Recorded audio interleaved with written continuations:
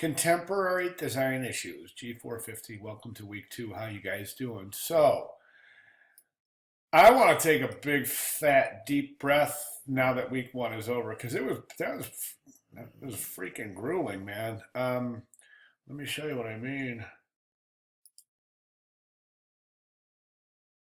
We got just hundreds and hundreds of posts for week 1. As you can see, I've not even finished addressing week 1 assignment 3. So in introducing week 2, please keep in mind there's nothing in my introduction to week 2 that is contingent on my comments from week 1 assignment 3. So I just want to take a look at where we're at and how after week 1, you guys, your brains must be really fried because I'm self-admittedly, this is just a brand new way to look at thinking, at design thinking. And I think in a lot of ways in contemporary design education, design issues such as sustainability are introduced much earlier in the design education, or should be. In a lot of programs, they are, and a lot of sustainability classes, unfortunately, are offered as electives. So I'm thinking that a lot of you are introduced to sustainability for the very first time in this A400 level class. That's neither fortunate nor other. It's just the fact of the matter and the way the curriculum lies. Eventually, you're going to have to be asked to think about sustainability somewhere in your design curriculum. Here we are. Week 1, you guys did a really good job. I think it was a lot of fun watching the transition, and I think pretty much everybody got that transition during week 1, which is really good because it gives us a tremendous leg up on week 2 and subsequent weeks, upcoming weeks, in that the general understanding is that you all get the concept here, and you all get the concept really well based on what we've looked at in discussion for week 1. That's awesome. So we're just going to continue on this type of thinking. One of the things I really want you guys to think about is this fifth element, design thinking, that I've been talking about. And it's really, really important for us as designers to realize that we don't just put things on paper. We're thinkers, and we're hardcore thinkers. And successful designers are. I don't know one successful designer who's not extremely cerebral when it comes to design. It's just a nature. It's just a natural progression of things. Once you learn how to make artifact, you start to develop this deeper yearning to make the making of artifact a more authentic process and something that can be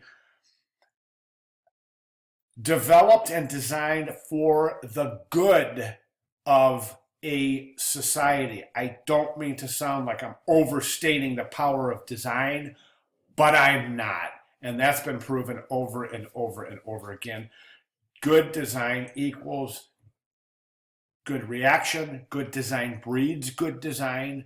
And good design breeds good reactionary measures to design, meaning that good design will get you the results you're looking for, but it's also incumbent on us to introduce some things into good design, like making the world a better place to live through sustainability. Hope that makes sense, guys. So on to week 2, right? We got the history of U.S. sustainable design, and that's really, really interesting little program. So take a look at that. Introduction to Design Principles. This is really important, guys, because you're going to be asked to do a lot of work this week. So you have introduction, you have sustainable design principles, and then you have sustainable design frameworks, as well as graphic design and sustainability. So that kind of brings it all together in this nice compact ball of yarn that we can extract meaning from. Read through this, really, really important. Then you have your week 2 summary. Okay, and then of course your assignments. I'll talk about the assignments in 1 second, but one thing I wanted to do is take a look at, I want to look at a lot. We've been looking at this a lot of time. This word webliography keeps coming up right up here. And I just want to go in that I've opened that up and I want to show you guys something. If you haven't been in here yet, wow, there's just so many resources in here for you. And they're all itemized by the week that you'll be able to use them. So for instance, this week you've got a lot of really good resources to help you through week 2. There's a lot and it takes a minute, folks. So, I mean, set some time aside to go through the resources. It will help you tremendously moving forward in the project. It'll help you tremendously understanding the basic concepts and principles we're putting forth regarding sustainability and design thinking. And I guarantee you, I can't guarantee you this in writing, but I can tell you, I can pretty much guarantee you at least 1 letter grade improvement by really going through all of these. It's obvious. I've taught this class before, and it's really super obvious. And you guys will see it's super obvious who's going through the resources and who isn't. So I don't know. Keep that in mind, okay? Back to week 2. And I want to talk about the assignment. So week 2, assignment 1, we have discover the meaning of and use of a carbon footprint. The 300 to 500 word response based on the information you discovered and work through a footprint calculator. The footprint calculator, use it, guys. It's pretty cool. It's fun. It takes a second because it's created in a way that you can have some interactive, kind of have some fun with it.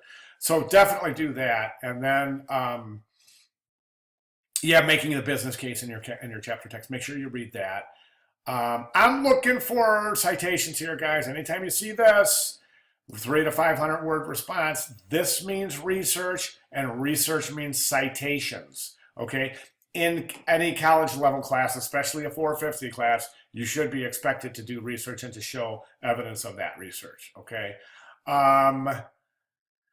That's self-explanatory. And then week 2, we have our thumbnails and comments and frameworks of your design. So, and that's where we're going to start talking about design. So that's where I really, really want you guys to go back into that webliography and take a look at those elements and principles, resource links, important stuff there.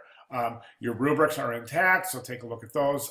As you've seen, well, actually you haven't seen because I haven't graded week 1 yet, but as you will see, no surprises in grading from me, not one.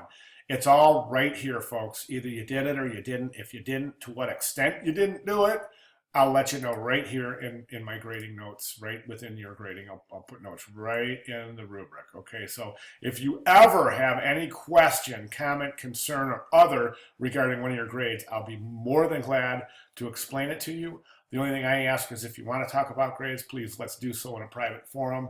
In other words, email me about that. Don't put that in the problems and solutions or questions for a professor or anything like any of those public forums within the class. That's my welcome to week 2. I think that I'm looking forward to week 2. Although week 1 was exhausting, and I'm just starting now to really realize how much it was, and you guys are too. Really super active class, which I'm just thrilled about. So I'm looking forward to week 2, and I'll see you guys in discussion board. And again, once again, everyone, you're doing really amazing stuff after looking at week 1. All right, so awesome. See you in week 2. Thanks, everyone.